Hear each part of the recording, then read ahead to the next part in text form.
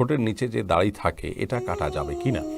ঠোঁটের নিচে যে দাড়িটা থাকে, অর্থাৎ এই যে এগুলোর কথা বলা হচ্ছে, এগুলোকে অনেকে বাচ্চা দাড়ি বলেন, এগুলো কাটা যাবে কি না। স্বাভাবিক অবস্থায় এগুলো কাটা উচিত নয়, এগুলোকে রেখে দেওয়াই হলো নিরাপদ এবং ভালো। মূলত আমাদের এই যে হাড্ডির অংশ, এটার উপরে যেগুলো থাকে সেগুলো দাড়ি হিসাবে বিবেচ্য। তো এখানে থাকলে সেটা দাড়ি হবে কি না এটা নিয়ে যেহেতু মতপার্থক্য আছে এবং কিছুটা সন্দেহ আছে, সেজন্য এটা না কাটাই হল নিরাপদ।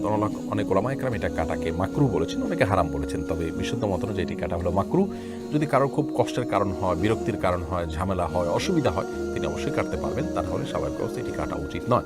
বিন বাজ রাহমাহুল্লাহ এটি কাটতে নিষেধ করেছেন, আমাদের ওলামা একরাম এটি কাটতে নিষেধ করেন।